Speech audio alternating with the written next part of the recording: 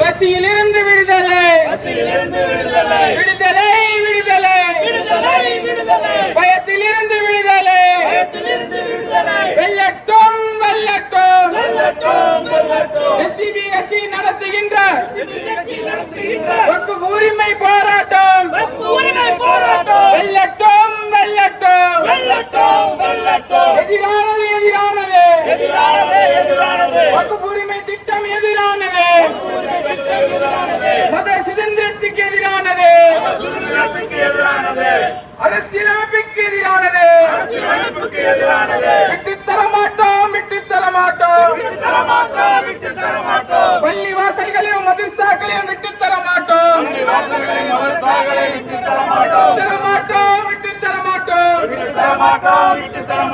ஒன்றிய அரசே மோடி அரசே, திரும்ப பெறு,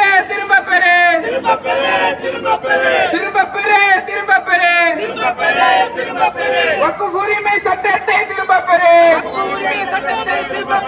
ஏற்க மாட்டோம், அரசியலமைப்புக்கு எதிரான சட்டத்தை ஏற்க மாட்டோம், நிராகரிப்போம், வக்ஃப் உரிமை சட்டத்தை நிராகரிப்போம், வக்ஃப் உரிமை சட்டத்தை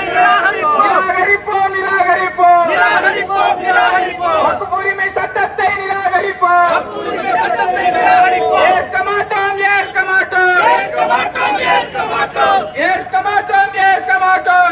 மாட்டோம், எங்கள் உரிமை,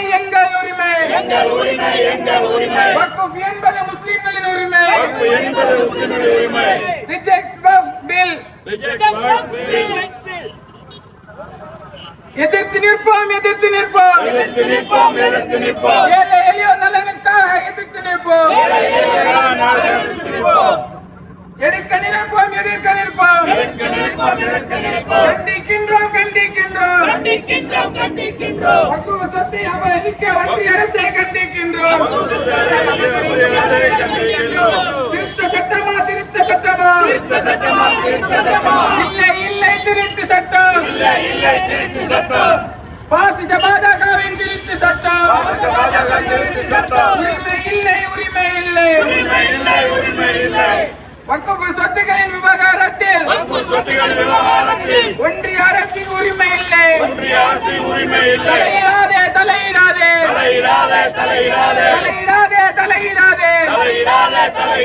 மத சுதந்திரத்தில் தலையிடாதே, ஒன்றிய அரசே தலையிடாதே,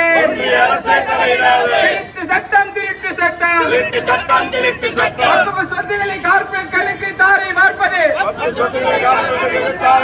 ஏற்க மாட்டோம், திருட்டு சட்டத்தை ஏற்க மாட்டோம், திரும்ப பெறு, வக்ஃப் திருத்த சட்டத்தை திரும்ப பெறு, கண்டிக்கின்றோம், ஒன்றிய அரசை கண்டிக்கின்றோம், மோடி அரசை கண்டிக்கின்றோம்.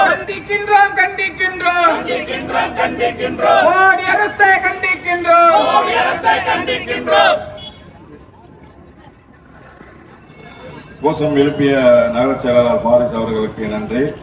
அடுத்தபடியாக தலைமை உரையாற்றுமாறு தஞ்சை தெற்கு மாவட்ட பொதுச் செயலாளர் என் முகமது புகாரி அவர்களை வரவேற்கிறேன்.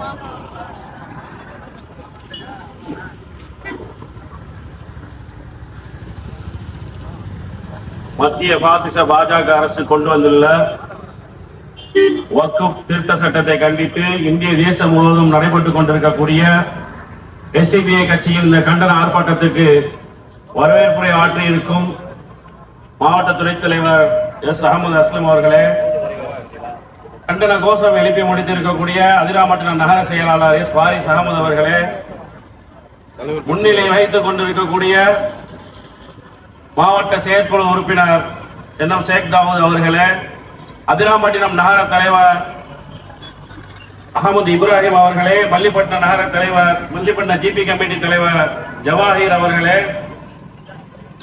சம்மைப்பட்டினம் பொறுப்பாளரும்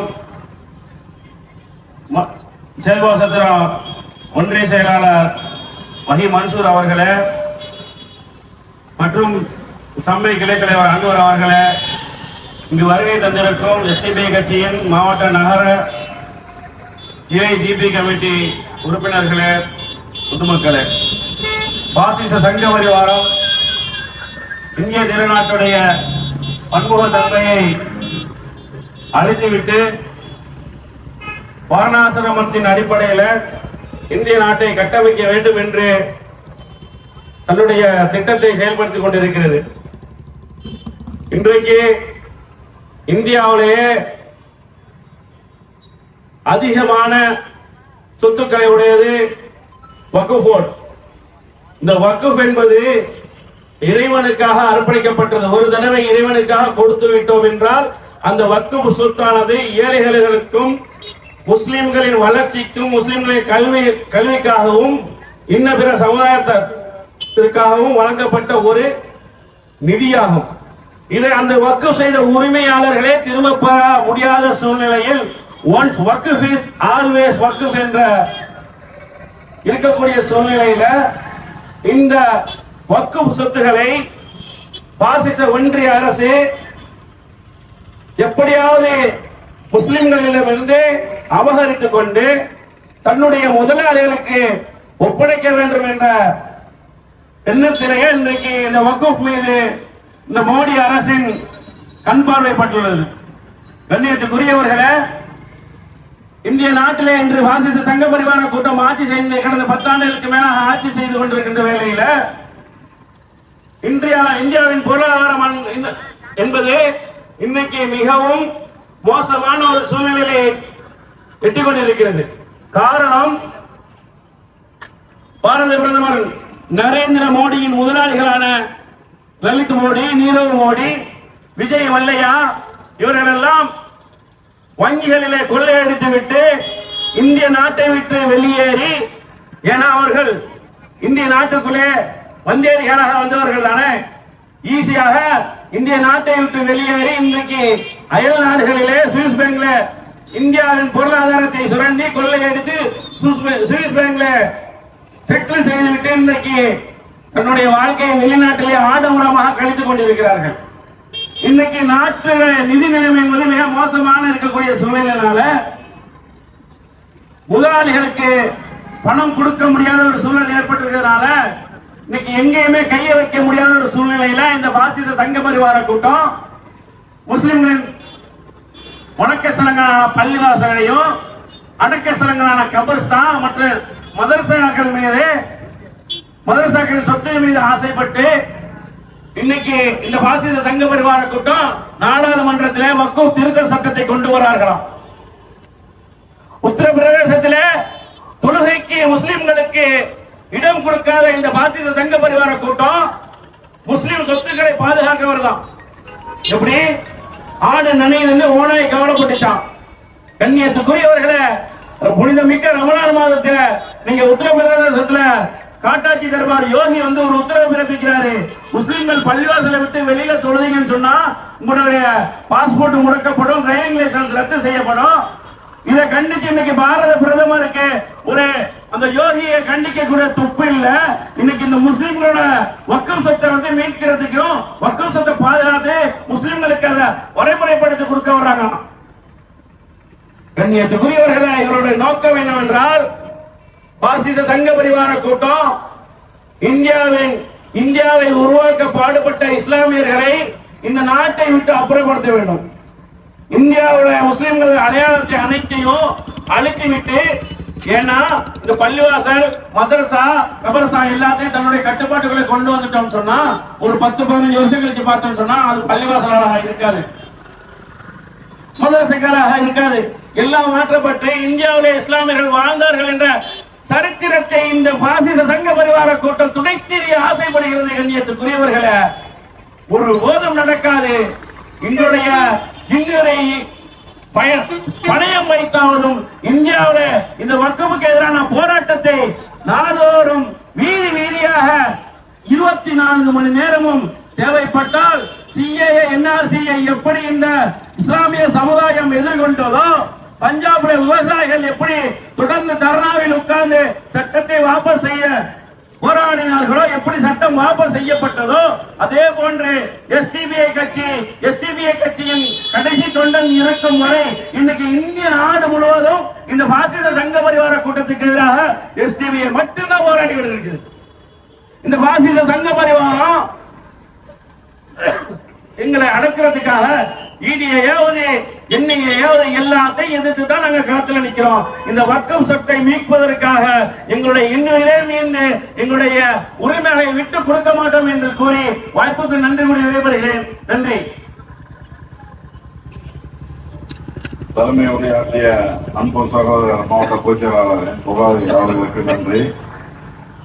அடுத்தபடியாக சிறப்புரையாற்ற வருமாறு வழக்கறிஞர் அன்பு சகோதரர் ராஜ் முகமது அன்புடன் அழைக்கிறேன்.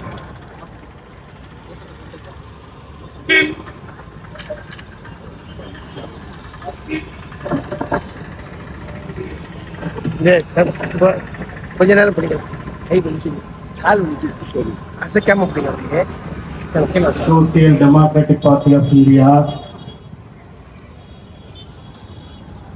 தஞ்சை தெற்கு மாவட்டத்தின் சார்பாக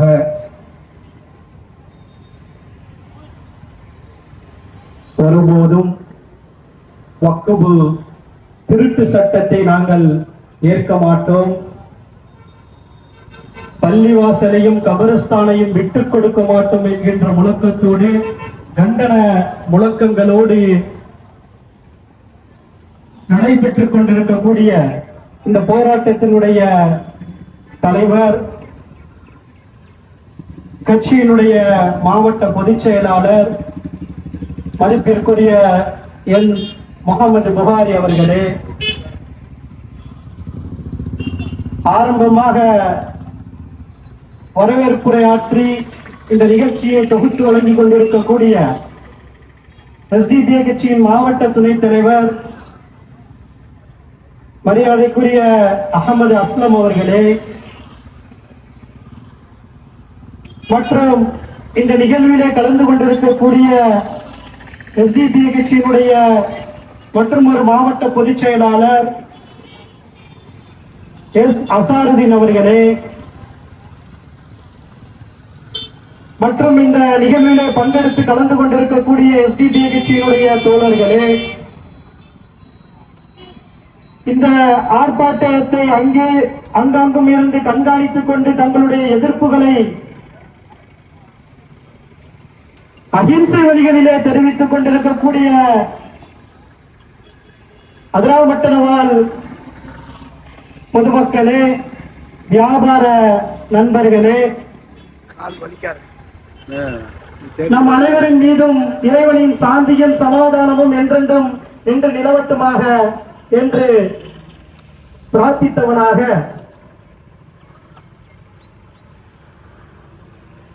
ஈகை திருநாளை கொண்டாடிவிட்டு மகிழ்ச்சி பொங்கும் ஈகையை முடித்துவிட்டு நாம் இருந்து கொண்டிருக்கக்கூடிய இந்த சூழலில் நமது ஈகை சொத்துக்களை சூறையாட, நமது ஈகை சொத்துக்களை திருடுவதற்காக எத்தரித்துக் கொண்டிருக்கக்கூடிய பாசிச சங்க பரிவார பார்ப்பனிய கூட்டம் இன்று இந்த அடக்குமுறையின் மூலமாக இந்த சட்டத்தை இன்று நிறைவேற்றியிருக்கின்றது. முஸ்லிம்கள், முஸ்லிம் முன்னோர்கள் முஸ்லிம்களுடைய வளர்ச்சிக்காகவும் முஸ்லிம்களுடைய முன்னேற்றத்திற்காகவும் கொடுக்கப்பட்ட தானிக்கப்பட்ட சொத்துக்கள் தான் வக்ஃப் சொத்துக்கள். இன்று இந்தியாவிலே 1,20,000 கோடி மதிப்பிலான வக்ஃப் சொத்துக்கள் இந்தியாவிலே இருந்து கொண்டிருக்கின்றது. இதுதான் பாசிச சங்க பரிவார கும்பலுக்கு, பார்ப்பனிய கூட்டத்திற்கு கண்களை உறுத்தி கொண்டிருக்கின்றது. கண்ணியத்திற்குரியவர்களே, இந்த வக்ஃப் சட்டம் என்றால் என்ன? இந்த முஸ்லிம்கள் முன்னோர்கள் இந்த முஸ்லிம் சமுதாயத்திற்காக விட்டு சென்ற இந்த சொத்துக்களை நிர்வகிப்பதற்காக, இந்த சொத்துக்களை பாதுகாப்பதற்காக ஒரு சட்டம் 1923 ஏற்றப்பட்டது. இதுதான் இந்த வக்ஃப் சட்டம். அதற்கு பிறகு 4 முறை சட்ட திருத்தங்கள் கொண்டு வரப்பட்டது. இறுதியாக 2013 சட்ட திருத்தம் கொண்டு வரப்பட்டுள்ளது. அப்பொழுதெல்லாம் முஸ்லிம் சமூகம் எதிர்க்கவில்லை. ஏன் இப்பொழுது எதிர்க்கிறது என்று சொன்னால், இப்பொழுது பொதுச் செயலாளர் சொல்லுவது போல ஆடு நினைகிறது என்று ஓனாய் அழுத கதையாக பார்ப்பன சக்திகளுக்கு, பார்ப்பனிய பரியா கும்பல்களுக்கு முஸ்லிம்களுடைய சொத்துக்களை பாதுகாப்பதிலே அக்கறை கொண்டு இருக்கிறார்கள் என்று நாம் பார்த்தோம் என்று சொன்னால் கிடையாது. முஸ்லிம்களுடைய சொத்துக்களை எப்படியாவது திட்டமிட்டு ஆதிக்கம் செலுத்த வேண்டும் என்பதுதான் இவர்களுடைய இந்த திட்டம். ஆக அதனால தான் இப்ப என்ன பண்ணிருக்காங்க, இந்த திருட்டு சட்டத்தை இவர்கள் அமல்படுத்தியிருக்கிறார்கள் என்பதை நாம் பார்க்க முடிகின்றது. இந்த சட்ட திருத்தத்தை ஏங்க எதிர்க்கிறீங்க, இதுல என்ன அப்படி ஒரு பெரிய மாற்றங்கள் கொண்டு வந்துட்டாங்க அப்படின்னு சொல்லி நாம பார்த்தோம் அப்படின்னு சொன்னா, இந்த சட்ட திருத்தங்களுடைய பிரதான சில 2 பிரிவுகளை மட்டும் நான் சுட்டிக்காட்ட ஆசைப்படுகின்றேன். பிரிவு 40, வக்ஃப் போர்டுக்கு இருக்கக்கூடிய உரிமைகள் முழுவதுமாக அகற்றப்பட்டு விட்டது. ஒரு சொத்து, அது பள்ளிவாசல் சொத்துனா அதனுடைய வக்ஃபுடைய சொத்து என்று சொன்னால், அந்த சொத்தை அது வக்ஃபுடைய சொத்து என்று அறிவிப்பதற்கான அதிகாரம் வக்ஃப் போர்டுக்கு இருந்தது. ஆனால் இந்த சட்ட திருத்தத்தின் மூலமாக அந்த அதிகாரம் அகற்றப்பட்டு விட்டது. அதே போன்று முஸ்லிம் அல்லாதவர்களை வக்ஃப் போர்டிலே உறுப்பினர்களாக கொண்டு வரலாம், அவர்களை நிர்வகிப்பதற்காக அமர்த்தலாம் என்கின்ற இன்னும் ஒரு கொடிய ஒரு சரத்தை இந்த சட்டத்திலே புகுத்திருக்கிறார்கள். அப்போ முஸ்லிம் அல்லாதவர்களை கொண்டு வரலாம்டா யார் வந்து உட்காருவா? பெரிய நீதிவான் வந்து உட்காருவாரா? சங்க பரிவார பாசிச பார்ப்பனிய கும்பலினுடைய சித்தாந்தத்தில் ஊறி தலைத்தவர்கள் வந்து அமர்த்தப்படுவார்கள். என்னங்க நடக்கும்? என்ன நடக்கும்? அப்படி அப்போ இவர்கள் கொண்டு வரக்கூடிய இந்த சட்ட திருத்தத்தில முழுக்க ஏதாவது முஸ்லிம் சமூகத்திற்கு நன்மை பயக்கக்கூடிய சட்ட திருத்தங்கள் இருக்கிறதா என்று பார்த்தா ஒன்றும் கிடையாது. முழுக்க இவர்கள் இந்த சட்டத்தை கொண்டு வருவதற்காக இவர்கள் பரப்பிய பொய் என்ன, பொய் பிரச்சாரங்கள் என்ன அப்படின்னு நம்ம பார்த்தோம் அப்படின்னு சொன்னா, முஸ்லிம்களுக்கு தனி சட்ட உரிமையை வழங்கி இருக்குது, தனி அதிகாரம் போல இந்த வக்ஃப் போர்டு செயல்பட்டு இருக்கு, தனி ஆட்சி போல இந்த வக்ஃப் போர்டு நடத்தி கொண்டிருக்கிறதாக ஒரு பொய்யான பித்தலாட்டங்களான பொய் பிரச்சாரங்களை முன்னெடுத்தார்கள். பாசிச பாரதிய ஜனதாவுடைய அடையாளமே பொய் தான். பொய்யில் பிறந்து பொய்யில் வளர்ந்து பொய்யாகவே பொய்யை பரப்பிய ஆட்சி அதிகாரத்தில் அமர்ந்து கொண்டிருக்கக்கூடிய பார்ப்பன சித்தாந்தம், பார்ப்பனத்தினுடைய முழு வடிவமும் பொய். முழுக்க பொய்யிலே விதைக்கப்பட்ட பொய்யை பரப்பி இது போன்ற சட்ட திருத்தத்தை கொண்டு வரோம். என்ன சட்ட திருத்தம்? வக்ஃப் போர்டு அப்படியே தனி அதிகாரம் நடக்குதான், வக்ஃப் போர்டுல தனி அரசாங்கமாக செயல்பட்டு கொண்டிருக்கிறது என்பதாக ஒரு பொய் பிரச்சாரத்தை கட்டவிழ்த்து விடுகிறார்கள். இந்த வக்ஃப் போர்டுங்கிறது ஏதோ தனியா முஸ்லிம்களுக்காக ஒதுக்கப்பட்ட தனி ஒரு இது கிடையாது. அது அரசனுடைய நிறுவனம். வக்ஃப் போர்டுடைய கமிட்டியில அரசாங்கத்தினுடைய பிரதிநிதிகள் தான் அமர்த்தப்படுகிறார்கள். அரசாங்கத்தால் தான் பிரதிநிதிகள் அமர்த்தப்படுகிறார்கள். அரசாங்கத்தால் தான் அதனுடைய நிர்வகிக்கக்கூடிய நிர்வாகிகள் அமர்த்தப்படுகிறார்கள். ஆனா அத தனி ஏதோ ஒரு தனி பிரிவிலேஜஸ் கொடுத்திருக்காங்க முஸ்லிம்களுக்கு அப்படிங்கிறது போல ஒரு பிம்பத்தை கட்டவிழ்த்து விடுகிறார்கள். இதே மறுபக்கம் பார்த்தோம் அப்படின்னு சொன்னா, இந்த அறநிலைத்துறை இருக்கின்றது, இந்த அறநிலைத்துறையும் இதே வக்ஃப் போர்டு போன்ற ஒரு கமிட்டி, ஒரு போர்டு, இது என்ன செயல்படுத்துகிறது?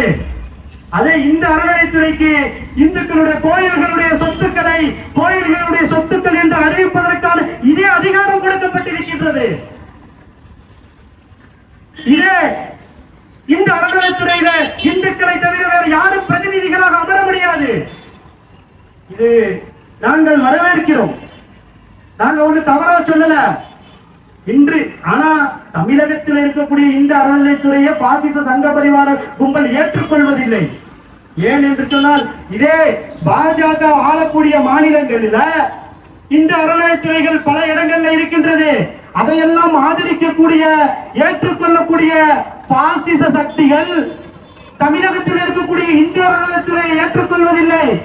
எதற்கு நீங்க நிர்வாகம் பண்றீங்க? கோயிலை எங்கள்கிட்ட கொடுத்துட்டு போங்கிறான். எதுக்கு தெரியுமா? எதுக்கு தெரியுமா? ஏன்னு சொன்னா அவன் ஆட்டையை போடணும். சொத்தையெல்லாம் கோயில்களுடைய சொத்துக்களையும் அவன் ஆட்டையை போடணும். வேற எந்த இந்துக்களும் ஏன்னா இன்னைக்கு இந்துக்கள் நல்ல ரீதியில கோயில்களை நிர்வகித்துக் கொண்டிருக்கிறார்கள். இன்றெல்லாம் நம்ம ஒரு உதாரணத்தை சொல்லி காட்ட ஆசைப்படுகின்றேன். இன்றெல்லாம் இந்த சித்திரை திருவிழாக்கள் நடந்து கொண்டிருக்கின்றது. எங்கேயாவது எந்த இடத்துலயாவது ஒரு பிரச்சனை, ஒரு கலவரம் வந்திருக்குதா? ஏதாவது ஒரு பதற்றம் ஏற்பட்டிருக்கின்றதா? இந்த அறநிலையத்துறை மூலமாக பல திருவிழாக்கள் நடந்து கொண்டிருக்கின்றது. இதோ நம்ம ஊருக்கு அருகாமையில் இருக்கக்கூடிய பட்டுக்கோட்டை ஸ்ரீ நாடியம்மன் திருவிழா தினமும் நாடி தேர் பவனி வந்து கொண்டிருக்குதுங்க. ஒரு பிரச்சனை கிடையாது. ஆனா இந்துத்துவ சங்க பரிவார பார்ப்பனிய கூட்டம் எடுக்கக்கூடிய விநாயகர் சதுர்த்தியில் மட்டும் நாடே பதற்றம். நூற்றுக்கணக்கான போலீஸ்கள் குவிக்கப்படுகின்றது. எதற்காக? அப்போ இந்துத்துவாவுடைய செயல் திட்டத்தை, இந்துத்துவாவுடைய செயல் வடிவத்தை நாம் புரிந்து கொள்ள வேண்டும்.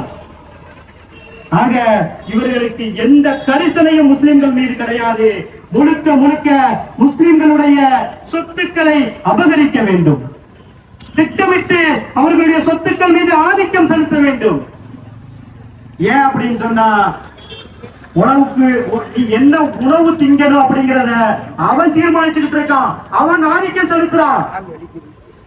இன்று வரைக்கும் அகராக்கில் தொடங்கி மாட்டின் பெயரால் கொல்லப்பட்டவர்களுடைய பட்டியல் நீண்டு கொண்டே இருக்கின்றது. லவ் ஜிஹாத் என்கின்ற பொய் பிரச்சாரத்தை எந்த அளவுக்கு சொன்னா, இன்னைக்கு எப்படி தலித் சகோதரர்கள் மீது நாடக காதல் கட்டவிழ்த்து விடப்படுகின்றதோ, நாடக காதல் என்கின்ற பெயரிலே எப்படி தலித் இளைஞர்களை சூறையாடப்படுகிறார்களோ, அவர்கள் மீது பொய் பிரச்சாரம் கட்டவிழ்த்து விடப்படுகின்றதோ, அதே போன்று முஸ்லிம் இளைஞர்களுக்கு மீதான பொய் பிரச்சாரம் கட்டவிழ்த்து விடப்பட்டது லவ் ஜிஹாத் என்கின்ற பெயரிலே.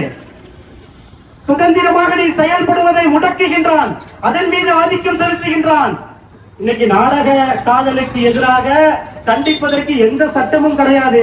ஆனா லவ் ஜிஹாத் என்று ஒன்று இருப்பதாக பொய் பிரச்சாரம் செய்து செயல் வடிவம் கொடுத்த அதற்கு பிஜேபி ஆளக்கூடிய பல மாநிலங்களில லவ் ஜிஹாதுக்கு தண்டிக்கிறதற்கு தண்டனை சட்டங்கள் தனியாக இருக்கின்றது. அப்போ ஒரு பொய்யை பரப்பி உனக்கு எதிராக ஆதிக்கம் செலுத்திக் கொண்டிருக்கின்றான். இதே போன்று இன்றைக்கு படிக்கக்கூடிய உரிமைகள் முழுமையாக நசுக்கப்பட்டுக் கொண்டிருக்கின்றது. ஐஐடி போன்ற நிறுவனங்களிலே, இன்று ஐஐடி போன்ற நிறுவனங்களிலே முஸ்லிம்கள் படிப்பது என்பதை அரிது. ஷேக் பாத்திமா ஷேக்கிற்கு என்ன நிகழ்வு நடந்தது? ஐஐடியிலே போய் படித்த ஒரே பெண், அடையாளப்படுத்தப்பட்ட பெண் தற்கொலை செய்யக்கூடிய அளவிற்கு தள்ளப்பட்டார். இதே தலித்துடைய இளைஞன் ஜேஎன்யூ கங்கையா குமாருக்கு என்ன நிகழ்வுகள் நடந்தது? அப்போ நீ படிப்பதின் மீதும் அவன் ஆதிக்கம் செலுத்திக் கொண்டிருக்கின்றான். பாசிச கும்பல் ஒவ்வொன்றாக உன் மீது ஆதிக்கம் செலுத்திக் கொண்டே இருக்கின்றது என்பதை தான் நாம் பார்க்க முடிகின்றது. படிப்பின் மீதாக தொடுக்கப்பட்ட மற்றொரு ஆதிக்கம், மற்றொரு வடிவம் தான் நீட். யாருதான் டாக்டரா வரணும் அப்படிங்கறத அவன் தீர்மானிக்கின்றான். எப்படியாக உன் மீது கட்டம் கட்டமாக அடக்குமுறைகள் திணிக்கப்பட்டுக் கொண்டிருக்கின்றது. இப்படியே தாங்க போட்டுங்க, நான் பாட்டுக்கும் அல்லாண்டே தொழுதுட்டு பள்ளிவாசல்ல ஆமீண்டு இருந்துடுறேன் அப்படின்னு நீங்க நினைச்சீங்கன்னா அதுக்குதான் வக்ஃபு திருத்த சட்டம். அதுக்குதான் வக்ஃபு திருத்த சட்டம். நீ எங்க தொழுவனுங்கிறத அவன் தான் இனிமே தீர்மானிப்பான். அதுதான் வக்ஃபு திருத்த சட்டம். உன்னுடைய ஜனாசா எங்கே அடக்கப்பட வேண்டும் என்பதை அவன் தான் இன்று தீர்மானிப்பான். இனி அதுதான் வக்ஃபு திருத்த சட்டத்தினுடைய வடிவம். புரிந்து கொள்ள வேண்டும். இன்னும் நாம் மௌனம் சாதித்துக் கொண்டு இந்த அடக்குமுறைகளுக்கு எதிராக, பாசிச சித்தாந்த பார்ப்பனியத்திற்கு எதிராக போராட தவறினோம் என்று சொன்னால் நாம் வாழும் உரிமையை இழக்கும் நேரிடக்கூடிய சூழல்களுக்கு தள்ளப்படுவோம் என்பதை நாம் புரிந்து கொள்ள வேண்டும். இவ்வாறாக நம்மளை முழுக்க முழுக்க எல்லா நிலையிலும் அடிமைப்படுத்தப்பட்டுக் கொண்டு சென்று கொண்டிருக்கின்றோம். இதை நான் எப்படி எதிர்கொள்ள போகின்றோம்? எப்படி எதிர்கொள்ள போகின்றோம்? இன்று பாசிசத்தை பற்றிய நார்மலிசம் படுத்தப்பட்டுக் கொண்டிருக்கிறது. இன்றைக்கு பொது புத்தியில பாசிசம் என்பது சாதாரணத்துவப்படுத்தப்பட்டுக் கொண்டிருக்கின்றது. முஸ்லிம்களுடைய பாதுகாவலர்கள் என்று வரிந்து கட்டிக்கொண்டு வந்தவர்கள் எல்லாம் இன்று பிஜேபி எதிர்கட்சி தான், எதிரி கட்சி அல்ல என்று தங்கள் வரையறை கொடுத்துக் கொண்டிருக்கக்கூடிய சூழ்நிலையை பார்க்க முடிகின்றது. துரைமுருகன் வீட்டுக்கு 2 ரைட விட்டதோட அவர் வெளியே வந்து சொல்றாரு, பாஜக என்பது எதிரி கட்சி அல்ல, எங்க எதிர்கட்சி தான். பாசிசத்திற்கு இப்படி ஒரு சாதாரணத்துவப்படுத்தினோம் என்று சொன்னால் என்ன திராவிட மாடல், என்ன பெரியாரிய சித்தாந்தம்? பெரியாரிய சித்தாந்தம் பாசிசத்தை எவ்வாறு எதிர்த்தது? பாசிசத்தினுடைய அடி ஆழம் வரைக்கும் திராவிட சித்தாந்தம் எதிர்கொண்ட ஒரு சித்தாந்தம் அல்லவா? இன்னைக்கு சாதாரண கட்சி போல அவர்களும் ஒரு எதிர்கட்சி தான் என்று பாஜகவுக்கு நீங்க நார்மலிசம் கொடுக்கிறீங்க என்று சொன்னா மிகப்பெரிய ஆபத்தான சூழ்நிலை நோக்கி தமிழகம் சென்று கொண்டிருக்கிறது என்பதை நாம் கவனத்தில் கொள்ள வேண்டும். ஆக எண்ணியத்திற்குரியவர்களே, வெறுமென நாம ஓட்டு அரசியல கையில் எடுத்தா மட்டும் இது போன்ற பாசிச பார்ப்பனிய சித்தாந்தத்தை வென்று விடலாம் என்று நினைக்காதீர்கள். இல்ல ஏதாவது ஒரு கட்சியோட கூட்டணி சேர்ந்துட்டு 4 சீட்டு வாங்கிட்டு உட்கார்ந்துட்டா பாஜக விரண்டு ஓடி நினைச்சிட்டு இருக்காதீங்க. பாசிசம் என்பது ஒரு சித்தாந்தம், பார்ப்பனியம் என்பது ஒரு சித்தாந்தம். நாம் இப்ப பார்த்தோம் அப்படின்னு சொன்னா கேஸ்ட் பீரியட் என்கின்ற ஒரு புத்தகத்துல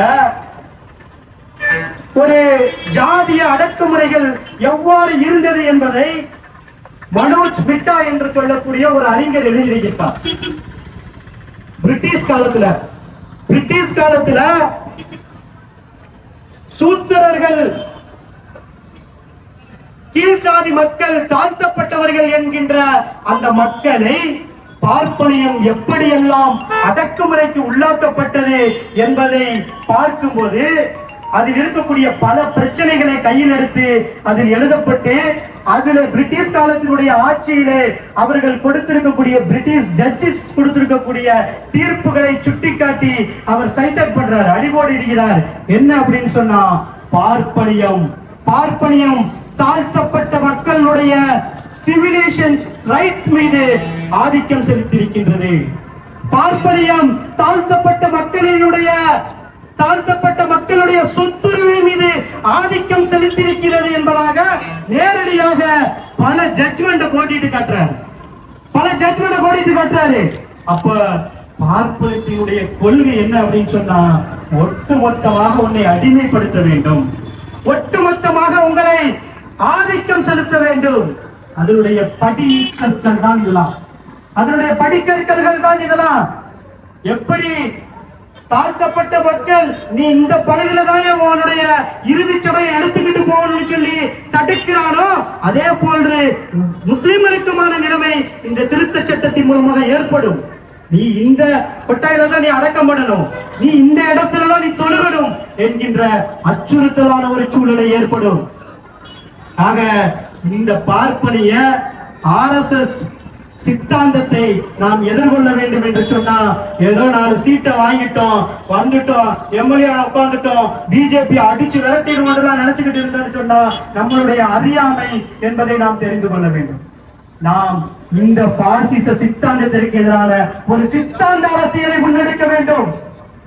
அதற்கு எதிரான சித்தாந்த அரசியல் முன்னெடுக்க வேண்டிய காலத்தினுடைய கட்டாயம். அடிமை சாசனத்திற்கு எதிராக ஒரு சித்தாந்த அரசியல், நடுநிலை சமூகத்தை உருவாக்க வேண்டிய சித்தாந்த அரசியல், நடுநிலை சமநீதியை உருவாக்க வேண்டிய சித்தாந்த அரசியலை உருவாக்க வேண்டும். சித்தாந்த ரீதியான போராட்டங்களை முன்னெடுக்க வேண்டும். அப்பொழுதுதான் சித்தாந்த ரீதியான பாசிச பார்ப்பனிய கூட்டத்தை வீழ்த்த முடியும் என்பதை நாம் மனதிலே பதிய வைக்க வேண்டும். அதுபோன்ற ஒரு சித்தாந்த அரசியலை நோக்கிதான் SDP முன்னெடுத்துக் கொண்டிருக்கின்றது. மக்களை சித்தாந்த அரசியலை நோக்கி மக்களை அரசியல்படுத்திக் கொண்டிருக்கின்றது. இதுதான் சங்க பரிவார கும்பலுக்கு SDP கட்சியின் மீது எரிச்சலை ஏற்படுத்திக் கொண்டிருக்கின்றது. அதனால்தான் SDP கட்சியினுடைய அலுவலகங்கள் ரைடின் மூலமாக முடக்க நினைக்கிறார்கள். எஸ்டிபிஐ கட்சியினுடைய தலைவர்களை அடக்குமுறை சட்டங்களின் மூலமாக கைது செய்யப்பட்டுக் கொண்டிருக்கிறார்கள். நீங்கள் மக்களை அறிவு ரீதியாக உருவாக்குவதையும் மக்களை அரசியல் படுத்துவதையும் இது போன்ற அடக்குமுறை சட்டங்கள் மூலமாக அநீதிகளின் மூலமாக நீங்க ஒடுக்கி விடலாம் என்று நினைத்துக் கொண்டிருந்தீர்கள் என்று சொன்னால் அது உங்களுடைய முட்டாள்தனம். இது போன்ற பாசிசத்தை வேலோங்கி நின்ற முசோலினுடைய வரலாறு எப்படி முடிந்தது என்பதை சிந்தித்து பார்க்க வேண்டும். இது போன்ற பாசிசத்தை தூக்கி பிடித்துக் கொண்டிருந்த ஹிட்லருடைய சாவு எவ்வாறு முடிந்தது என்பதை சிந்தித்து பார்க்க வேண்டும். எனவே நடுநிலை சித்தாந்தத்தோடு அரசியலை முன்னெடுக்கக்கூடிய எஸ்டிபிஐ கட்சியை கண்டு பாசிச சங்க பரிவாரம் எரிச்சல் அடைகிறது என்று சொன்னால் நீங்கள் யாருடைய கரங்களை வலுப்படுத்த வேண்டும் என்பதை சிந்திக்க வேண்டும். எதனுடைய கரங்களை வலுப்படுத்த வேண்டும் என்பதை நாம் சிந்திக்க வேண்டும். வெறுமனே ஓட்டு அரசியலையும் வெறுமனே சீட்டு அரசியலையும் நம்பி முஸ்லிம் சமூகம் இன்ன பிற சமூகமும் தாழ்த்தப்பட்ட சமூகமும் சென்று கொண்டு இருந்தது என்று சொன்னால் எதிரிவால பார்த்தோம். முதலமைச்சர் இருக்கையிலே தூக்கி உள்ள வச்சான். இதுதான் சித்தாந்த அரசியல். சித்தாந்த அரசியலை சித்தாந்த அரசியலால் தான் வீழ்த்த முடியும் என்பதை நாம் மனதிலே பதிவு வைத்துக் கொண்டு வாருங்கள். எஸ்டிபிஐ கட்சியினுடைய சித்தாந்தத்தோடு கையுகோருங்கள். எஸ்டிபிஐ கட்சியினுடைய கரங்களை வலுப்படுத்துங்கள் என்று உங்களை எல்லாம் அழைப்பு விடுத்தவனாக ஜெய் எஸ்டிபிஐ. நன்றி.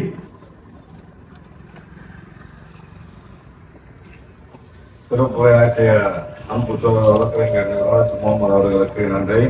அடுத்தபடியாக கண்டன கோஷம் செலுத்துமாறு அன்பு சகோதரர் பாரிஸ் அவர்களை அழைக்கிறேன்.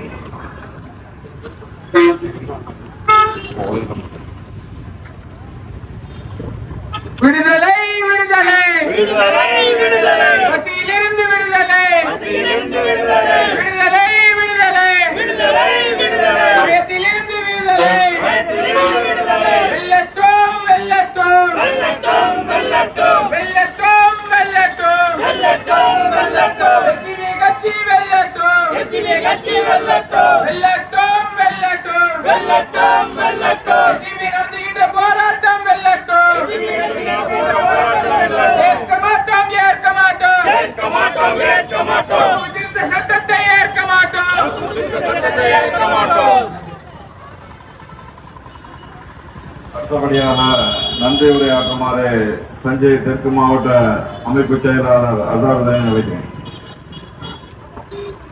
எஸ்டிபிஐ கட்சியின் சார்பாக நடைபெற்றுக் கொண்டிருக்கும் வக்ஃபு திருத்த சட்டத்தை திரும்ப பெறக் கோரி மாபெரும் கண்டன ஆர்ப்பாட்டத்திற்கு தலைமுறையாற்றி தந்த எஸ்டிபிஐ கட்சியின் தஞ்சை தெற்கு மாவட்டத்தின் பொதுச் செயலாளர் அன்பு சகோதரர் என் முகமது புகாரி அவர்களுக்கும் மற்றும் வரவேற்பை ஆற்றிய மாவட்ட துணைத் தலைவர் எஸ் அகமது அஸ்லாம் அவர்களுக்கும் மற்றும் கண்டன உரையாற்றிய வழக்கறிஞர் ராஜ் முகமது அவர்களுக்கும் மற்றும் கண்டன கோஷத்தை எழுப்பிய அதிராம்பட்டினம் நகர செயலர் முகமது பாரிஸ் அவர்களுக்கும் மற்றும் முன்னிலை வகித்த மாவட்ட செயற்குழு உறுப்பினர் மற்றும் கிளை தொகுதி நகரம் கிராம பஞ்சாயத்து கமிட்டி நிர்வாகிகள் அனைவருக்கும் எஸ்டிபி கட்சியின் சார்பாக நன்றியை தெரிவித்துக் கொள்கிறோம்.